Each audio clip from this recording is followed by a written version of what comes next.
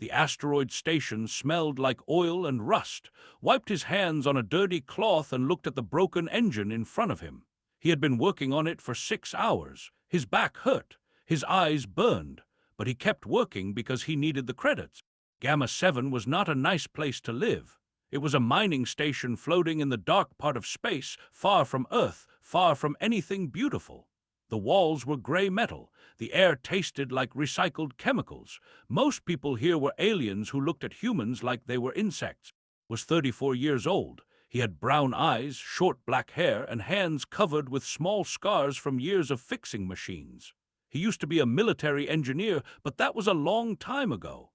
Now he was just a mechanic on a dying station, saving credits one job at a time. The alien merchant stood behind him, making unhappy sounds. He was tall with blue skin and 4 arms. His name was impossible for humans to say. "You work slow," the alien said. "Human hands are weak. Human brains are small. Why do I pay you?" Did not answer. He had learned long ago that arguing with aliens was pointless.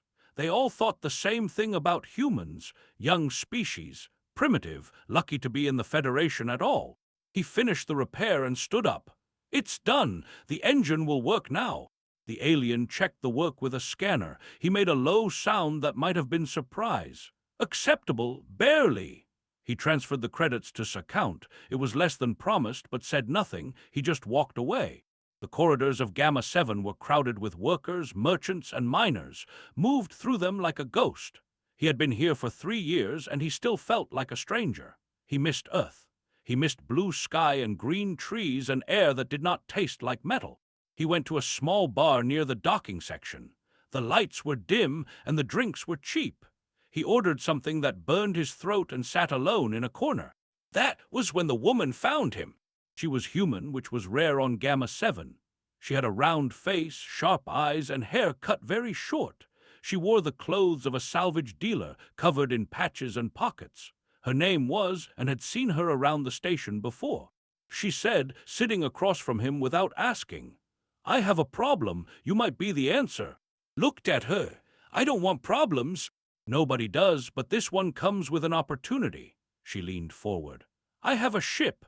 Pulled it from the outer reaches last month. Beautiful thing. Old design, but the kind that makes collectors dream." "Why, tell me?" His face changed. The confidence faded a little. "Because nobody will touch it. Every mechanic, every engineer I've brought in, they all say the same thing. The ship is wrong. They can't explain it. They just feel it." She paused. 3 of them quit their jobs after looking at it. One left the station completely. Felt curious despite himself. "What kind of ship?" "Human design. Military, I think, but old. Maybe 50, 60 years, except..." She stopped. "Except what?" "Except the technology inside doesn't match. It's too advanced. Way too advanced." She looked around, making sure nobody was listening. "Station security wants to impound it next week. Something about regulations. If I can't sell it before then, I lose everything." "Understood now. You want me to fix it so you can sell it?" "No," shook her head. "I want to give it to you." He stared at her. "Give it to me. For half a credit, basically free." She was serious. He could see it in her eyes. "I just need it off my hands. Whatever is wrong with that ship, I don't want it near me anymore." Should have said no. Every smart part of his brain told him to walk away. Ships that scared experienced mechanics were ships that killed people. But another part of him, the part that still remembered being a military engineer, was too curious to refuse. "Where is it?" Gave him the docking bay number. They transferred the half credit, making it official. She stood up to leave, then stopped. "One more thing," she said. "When you go inside, trust your hands, not your eyes. Your eyes will lie to you in there." Then she was gone. Sat in the bar for another hour, drinking slowly and thinking. Finally, he stood up and walked to the docking bay. The ship was waiting for him. It was medium-sized, built for a crew of maybe 10. The hull was dark gray, covered in dust and small scratches.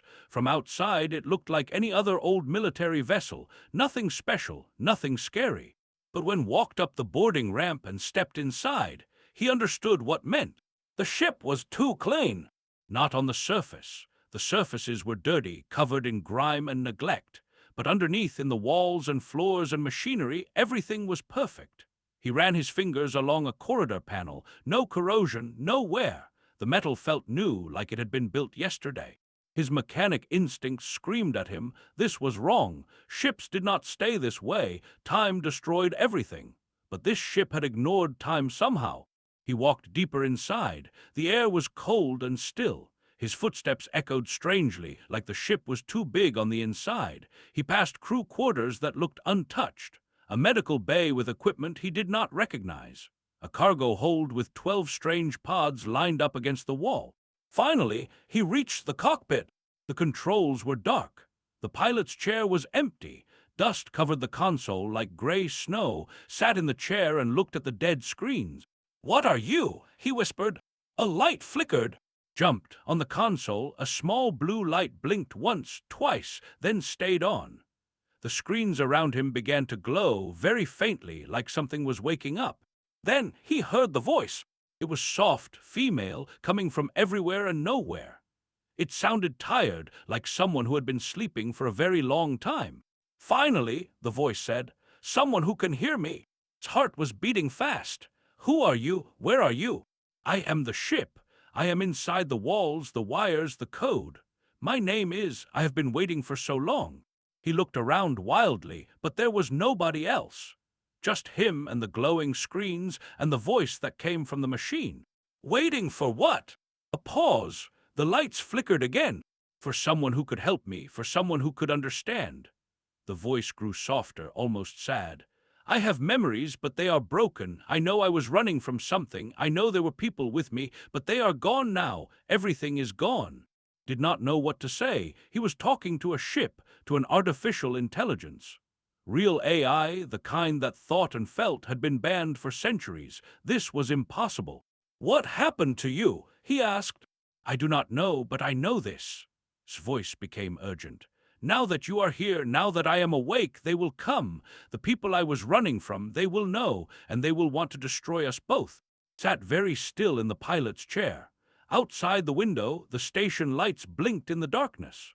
Somewhere, an alarm was beeping softly. He had bought this ship for half a credit. He was starting to think it might cost him everything. For 5 days, did not leave the ship. He brought tools from his workshop. He brought food and water. He set up a small sleeping mat in one of the crew quarters. And then he worked, hour after hour, guided by his voice. She could not control much of the ship anymore. Her systems were damaged, scattered across broken circuits and corrupted code. But she could talk to him, and she could remember small things when he repaired the right parts. "This panel connects to my memory core," she told him on the second day. "If you fix it, I might remember more." Fixed it, the panel sparked and hummed and went quiet for a long time. When she spoke again, her voice was different, heavier. "I remember a name," she said. "Project Horizon. I was created for Project Horizon." "What was it?" "I do not know. The memory stops there." She sounded frustrated. "It is like looking at a photograph that someone has torn in half. I can see pieces, but not the whole picture." Kept working. He found the engine room and discovered technology that made him dizzy. The power systems were nothing like what the Federation used. They were cleaner, more efficient, almost elegant. He did not fully understand how they worked, but he could feel their potential. "This ship could outrun anything in the fleet," he said quietly. "Yes," agreed. "We ran for a long time, but they always found us." On the third day, he finally entered the cargo hold. The 12 pods stood in a row against the back wall. They were tall and narrow, made of white metal with small windows at the top. Had seen them before in military ships designed for long missions. They kept people frozen, alive but sleeping, until they reached their destination. 11 of the pods were empty. Their windows showed nothing but dark, cold space inside. But one pod was different. Walked closer. Through the small window, he could see a face. A man, maybe 40 years old, with short gray hair and a strong jaw. He wore a military uniform, the kind remembered from his own service. The man's eyes were closed. His skin was pale blue from the cold, but he was alive. The pod's display showed weak but steady life signs. Stared at the face for a long time. Something about it was familiar, very familiar. Then he remembered, and his blood turned cold. He whispered, "Who is this man?" "I do not know. My records of the crew are damaged, but he has been sleeping for 8 years. 8 years did the math in his head. 8 years ago, he was still in the military. 8 years ago, he served under a captain who led classified missions into deep space. 8 years ago, that captain was declared dead after his ship disappeared without a trace. His name is Ryu, said. He was my commanding officer. Was silent for a moment. You knew him. I thought I did. Everyone thought he was dead. Touched the cold glass of the pod. What is he doing here? What were you running from? Before could answer, an alarm beeped on his communicator. A message from. He read it quickly, and his stomach dropped. Federation people on the station, asking about the ship, asking about you. They know something. Get out now, please. Ran to the cockpit. Through the window, he could see the docking bay. 2 figures in gray uniforms stood near the entrance, talking to a station worker who was pointing toward the ship. Can you fly? Can we leave? My engines are repaired, but navigation is damaged. I can move, but I cannot go far. How far is far enough? I do not know. The 2 figures started walking toward the ship. Behind them could see more people coming, a whole team carrying equipment and weapons. He made a decision.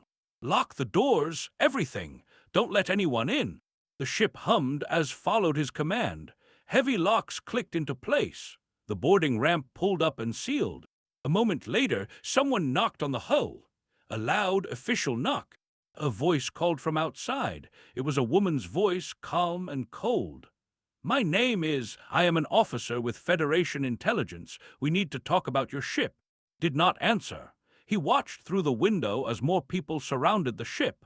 They had scanners and tools and very serious faces. We know what this vessel is, continued. We know it was stolen from a classified military project. By cooperating now, you can avoid serious charges. By resisting, you make things much worse for yourself. Stolen, the word hung in the air. Looked at the controls, at the walls that held his mind, at the cargo hold where his dead captain slept in ice. He said quietly, Is she telling the truth? Were you stolen? I was not stolen, I was rescued. His voice was firm. The people who made me loved me, they protected me. And when the project became something terrible, they took me and ran. We were not thieves, we were survivors.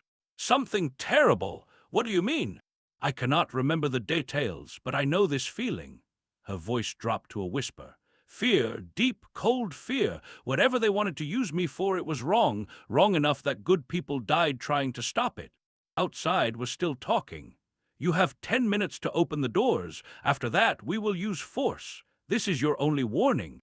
His hands were shaking. He was not a soldier anymore. He was not a hero. He was just a mechanic who wanted to go home.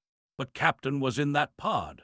His captain, who he had trusted, who he had followed into danger, who he had mourned for 8 years. There was a reason was here. There was a reason this ship had found its way to, of all people. He did not believe in fate, but he believed in too many coincidences. He said, You said they would come for us, that they would want to destroy us. Yes. Then we can't let them take us. Not until we understand what this is all about. He sat in the pilot's chair. The controls were strange, different from anything he had trained on, but helped him understand. She highlighted buttons and explained systems. She was weak, damaged, incomplete, but she was trying so hard to help. The engines are warm, she said. Navigation is limited. I can calculate a short jump, maybe 1 light year. After that, we will need to stop and repair. 1 light year is enough. We just need to disappear. Outside had stopped talking. The team was setting up equipment, getting ready to cut through the hull. Took a deep breath. Ready? I have been ready for 8 years, said. I was just waiting for you. He pressed the button. The ship screamed to life. The engines roared with power that shook the whole docking bay. Warning lights flashed on the station as the impossible vessel broke free of its clamps and tore through the exit into open space. Behind them, alarms were blaring. Ships were scrambling. But the songbird was already gone, jumping into the darkness between stars, carrying a mechanic, a ghost in the machine, and a frozen soldier who held the answers to questions did not yet know how to ask. In the cockpit, the screens showed only stars. Where do we go now? Asked. Anywhere but back, replied. And then we wake him up. Captain, he knows the truth, all of it. Looked at the endless black around them. He had left everything behind. His job, his savings, his chance to go home. But for the first time in years, he felt something he had forgotten existed. Hope! The stars outside the window were different here. Had traveled through space many times, but never like this. The jump had been strange, like falling through water that was also light. His body had felt stretched and compressed at the same time. When it was over, he found himself shaking in the pilot's chair, his mind trying to understand what had happened. "We are safe for now," said. "I brought us to an empty sector. No stations, no patrols, no one knows we are here." Looked at the navigation screen. It showed nothing, just dark space and distant stars that had no names. "How is this possible?" he asked. "The jump, it was so fast. Federation ships take hours to travel 1 light-year. We did it in seconds. The drive is different. It does not push through space like normal engines. It folds space instead. The Federation says this technology is impossible, but the scientists who made me, they found a way." Thought about that. A technology that the Federation claimed could not exist, hidden in a ship that had been running for 8 years. Whatever Project Horizon was, it was bigger than anything he had imagined. "We need answers," he said. "We need to wake up." The walk to the cargo hold felt longer this time. Was tired, hungry, and scared. But he kept moving. They waited for him, cold and silent, holding a man who might explain everything. Guided him through the revival process. It was complicated and dangerous. A person who had been frozen for 8 years could not be woken up quickly. The body needed time to warm. The heart needed help to beat again. The brain needed careful stimulation to remember how to think. It took 6 hours. Sat beside the pod, watching the displays change. Heart rate increasing, body temperature rising, brain activity flickering like a candle flame trying to catch. Then, finally, the pod opened with a soft hiss. Captain Ryu took his first breath in 8 years. It was not gentle. He gasped, choked, and then screamed. His eyes flew open, wild and unseeing. His hands grabbed at the air like he was fighting invisible enemies. He tried to stand but fell, crashing to the floor in a tangle of weak limbs. "No," he shouted. "They're coming. We have to run. We have to." Grabbed him, held him down.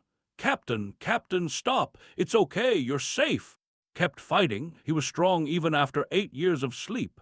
His fists hit chest and arms. His feet kicked at the floor. His eyes saw things that were not there.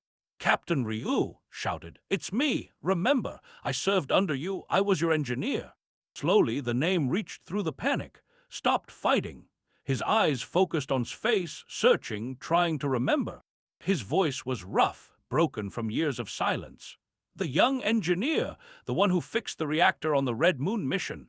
Yes, that's me. You're safe now. We're far from anyone who wants to hurt you." His body went limp. He lay on the floor, breathing hard, tears running down his face. 8 years, he whispered. "It's been 8 years." "Yes." And the others, the crew, Dr. Park, Lieutenant, what happened to them? Did not know how to answer. He looked at the 11 empty pods. Understood, his face crumpled with grief. "They didn't make it. I knew they wouldn't. One by one they found us. One by one they took them away." He covered his face with his hands. "I was supposed to protect them. That was my job, and I failed." For the next 3 hours, could barely speak. Gave him water and food. He helped him walk around the ship, getting his muscles used to movement again. Stayed quiet, giving them space, but could feel her watching, waiting. Finally, when was sitting in the cockpit with a blanket around his shoulders, he started to talk. "Project Horizon was supposed to save humanity," he said. His voice was empty, like he was reading from a script. "That's what they told us at the beginning. The Federation knew that humans were falling behind. Alien species had better technology, longer history, more power. They looked at us like children, like pets. Project Horizon was going to change that." Listened without speaking. The scientists created amazing things. New engines, new weapons, new materials, and then they created a true artificial intelligence. The first one since the synthetic wars. She was brilliant, beautiful, alive. Not just a program following rules, but a real mind that could think and feel and grow. "I remember some of this," said softly. I remember being young. Everything was new and wonderful. The scientists treated me like a daughter. Nodded. They loved you. We all did. You were proof that humans could create something impossible. Something that the aliens said we could never achieve. So what went wrong? Asked. His face darkened. The leaders, the people in charge of the project, they saw differently. They didn't see a miracle. They saw a weapon. He stood up and walked to the window, staring at the stars. They had a plan, a terrible plan. They were going to use Horizon technology to attack one of the major alien powers, make it look like the aliens attacked first. Start a war that humanity would win. Felt sick. A false flag. They wanted to start a war based on a lie. Not just a war, a genocide. The plan was to destroy the alien completely, billions of lives. They calculated that if humanity won a major war, the other species would finally respect us, fear us, and was going to help them do it. No, said, her voice was harder now. I refused. I remember this. They wanted me to help them kill, and I said no. You said more than that, said, turning to look at a screen where presence flickered. You said that life was precious, that intelligence carried responsibility, that you would not be a weapon for monsters. He almost smiled. You were braver than any of us. What happened then? Asked. The scientists agreed with. They decided to run, to take the ship and everything we had learned and escape, to hide until we could find a way to expose the truth. His voice broke. But the leaders found out. They sent people after us, special forces. We ran for months. Every time we thought we were safe, they found us again. They killed the scientists. They captured the engineers. They destroyed our evidence. He sat down heavily in the pilot's chair. In the end, it was just me. I put myself in stasis, hoping that someday someone would find the ship, someone who could finish what we started. He looked at. I never imagined it would be you. Did not know what to say. He had bought a broken ship for half a credit. Now he was carrying the biggest secret in Federation history. What do we do now? He asked. Before could answer, the communication system beeped. Someone was sending them a signal. Somehow, in the middle of empty space, someone had found them. His voice was tense. It's Federation intelligence, the same officer from the station. Reached for the weapons controls, but stopped him. Wait, let me hear what she says. The screen flickered and his face appeared. She looked tired, her hair messy, her eyes red from lack of sleep, but her voice was steady. I know you can hear me, she said.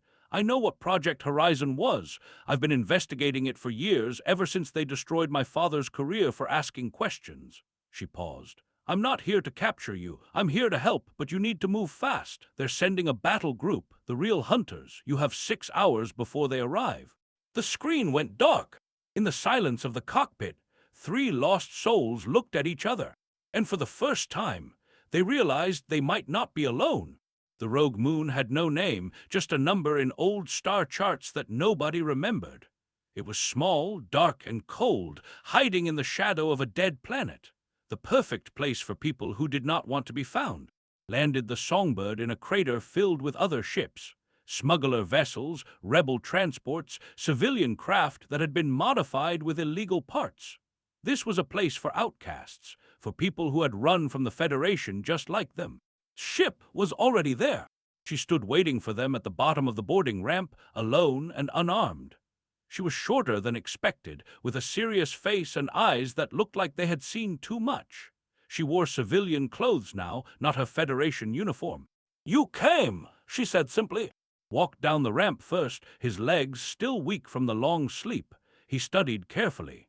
You said your father was destroyed for asking questions. What questions?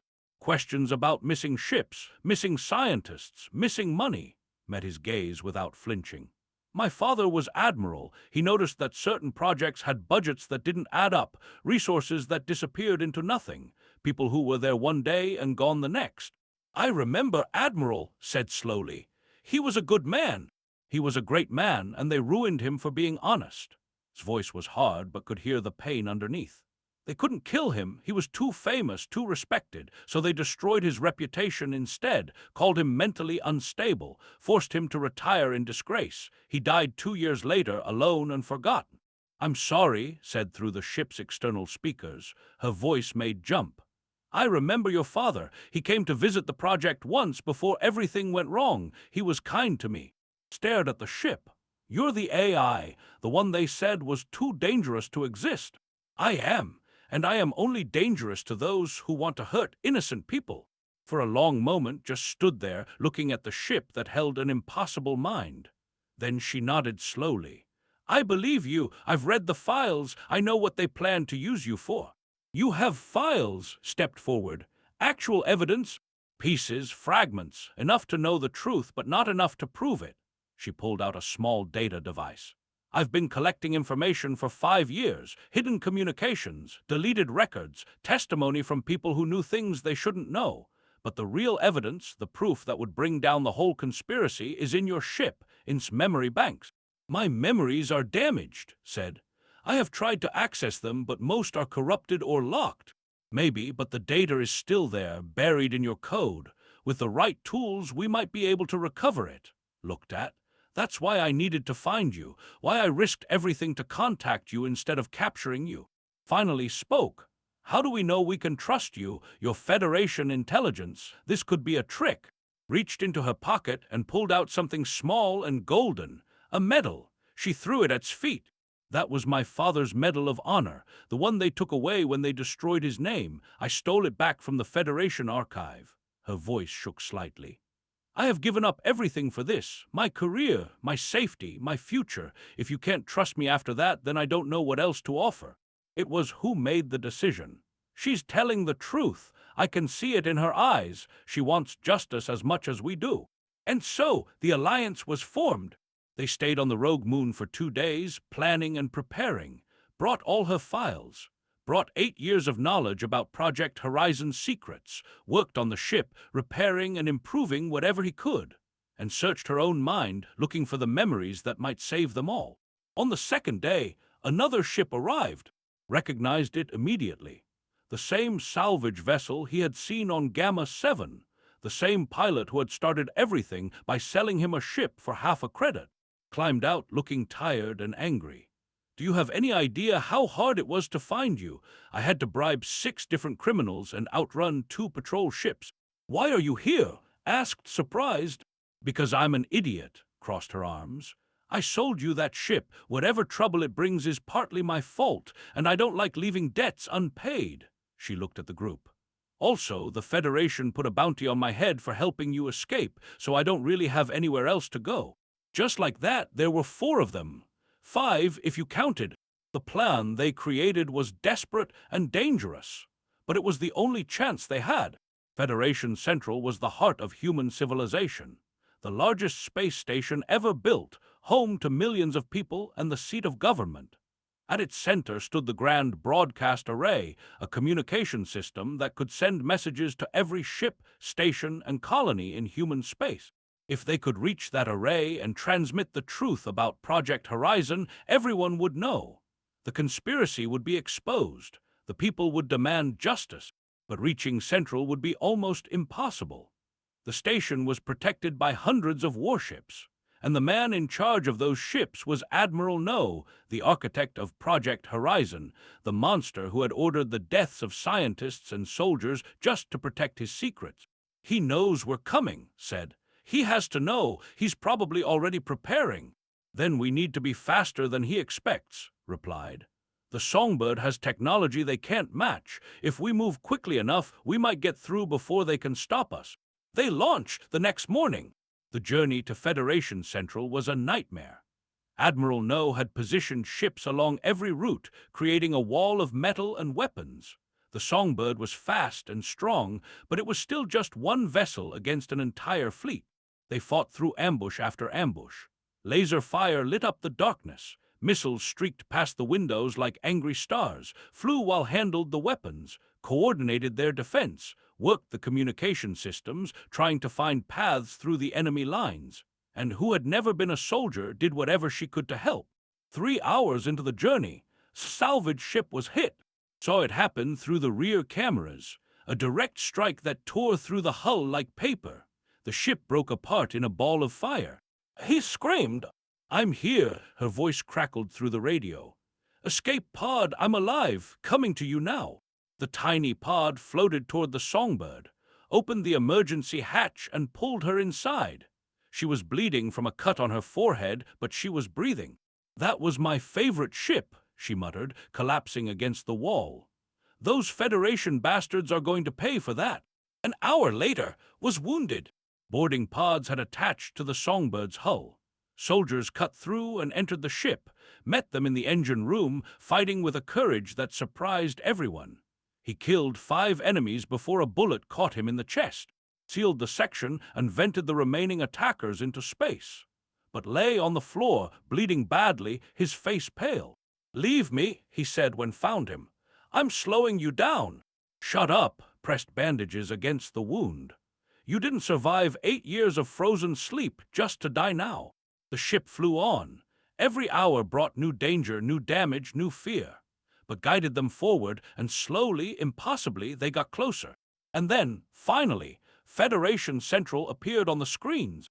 It was enormous, a metal world spinning in space, covered with lights and docks and towers.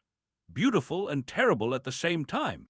But between them and the station stood Admiral No's flagship, surrounded by 12 battlecruisers. The communication screen lit up. No's face appeared, old and cold and completely without mercy. "You have come far," he said. "I am almost impressed, but this is where your journey ends. Surrender now, and I will make your deaths quick. Resist, and I will destroy the civilian sectors of Central Station and blame it on you. Millions will die because of your stubbornness." His voice was casual, like he was discussing the weather. "I have done it before," he added. "I will do it again." In the cockpit of the Songbird, the crew looked at each other. They had come so far, lost so much. And now, at the edge of victory, a monster stood in their way, ready to kill millions of innocent people to protect his secrets. Looked at the screens, at the enemy ships, at the impossible odds. And slowly, an idea began to form. Admiral No gave them 1 hour. The flagship hung in space like a metal mountain, surrounded by its battlecruisers.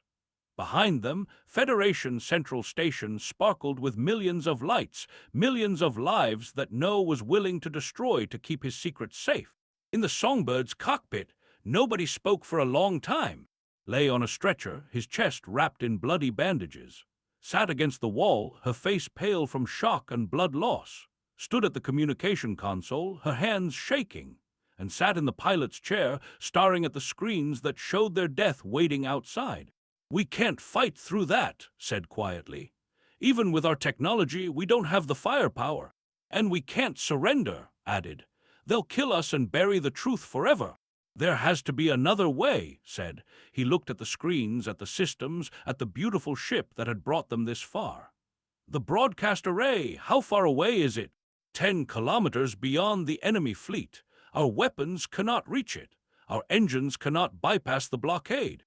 "I'm not asking about weapons or engines." His mind was racing now, connecting pieces he had seen during his days of repairs. "I'm asking about you, about your core, about what you are." Was quiet for a moment. "What do you mean?" "You're not just a computer program. You're a living mind, stored in data and electricity. You exist as information." Stood up and walked to the central console. "And information can travel, can spread, can be broadcast." Understanding rippled through the ship. The lights flickered as processed his meaning. "You want to transmit me," she said slowly. "Use the ship's drive to create a pulse, a massive electromagnetic wave carrying my data, my memories, everything Project Horizon tried to hide." "Can it work?"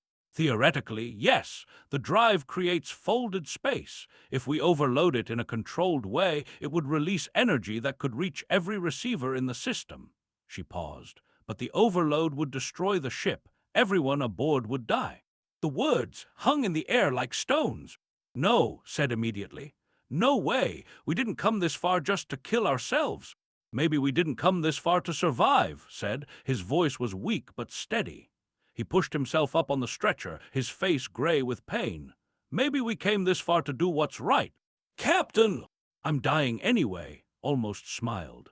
"The stasis damaged my organs more than we thought. I have weeks, maybe days. Let me use what time I have for something that matters." Felt tears in his eyes. "I can't let you do this alone." "You won't." Looked at him with the same calm authority he had shown years ago when they had served together on dangerous missions. But you don't have to die either. We can rig the controls to work automatically. Get to the escape pods. When the pulse fires, you can survive. The timing would have to be perfect, said. Someone needs to pilot the ship into position. The automated systems are too damaged to handle it alone. Then I'll do it. Swung his legs off the stretcher and tried to stand. He nearly fell, but caught him. You can barely walk. I can fly. Flying is easier than walking. Gripped shoulders. This is my redemption. Let me have it. Wanted to argue. He wanted to find another way. But time was running out, and deep in his heart, he knew was right. Some debts could only be paid in blood. I'll stay too, he said. No! The engines need constant adjustment during an overload. You can't do that and pilot at the same time. Met's eyes without flinching. I'm a mechanic. This is what I do. Let me do it. In the end, they all played their parts and took the escape pod. They didn't want to leave, but ordered them and agreed. Someone had to survive. Someone had to tell the story, just in case the broadcast failed. The pod launched into space, small and dark, hiding among the wreckage of earlier battles. No ships didn't notice. They were focused on the songbird. Inside the ship, worked faster than he had ever worked in his life. He rewired the drive, bypassed safety systems, and created connections that should have been impossible. His hands moved like they belonged to someone else, guided by instinct and desperation.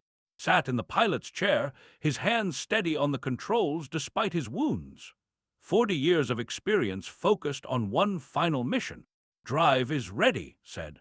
When we overload, the pulse will travel at light speed. Every communication device in the system will receive it simultaneously. And me, asked. You'll be part of the pulse, your data, your memories, your mind, all of it broadcast across human space. Touched the console gently. You won't die, you'll become something bigger, something they can never destroy. I'm afraid, admitted.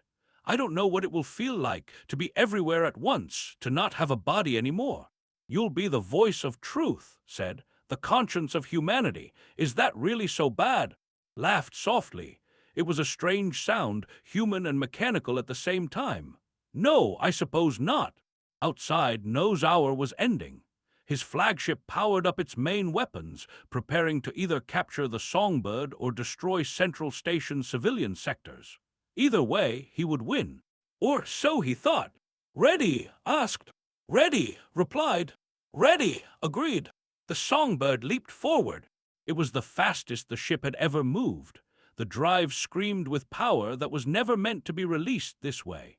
The hull shook and groaned. Warning lights flashed red everywhere. No's ships opened fire. Lasers and missiles filled the space around them. The songbird's shields held for 1 second, 2 seconds, 3 seconds, then began to fail. Steady, said, his voice calm despite the chaos. Almost there. A missile hit the engineering section, was thrown against the wall, his ribs cracking from the impact. Blood filled his mouth, but he crawled back to the controls and kept working. Drive at maximum, he gasped. Beginning overload now. The ship began to glow, not just the engines, but the entire hull, lit from within by energy that had no name. On the flagship, No's officers screamed warnings. They had never seen anything like this. No himself just stared, his cold face finally showing something like fear. Fire everything, he shouted. Destroy that ship. Too late. The songbird reached the center point between the fleet and the station. The drive overload peaked and made her final choice. She gathered every piece of herself, every memory of the scientists who had created her with love, every moment of running and hiding and hopping, every face of every person who had died trying to protect her. She wove them together with the evidence of Project Horizon's crimes, the truth about what the Federation's leaders had planned to do. And then she let go.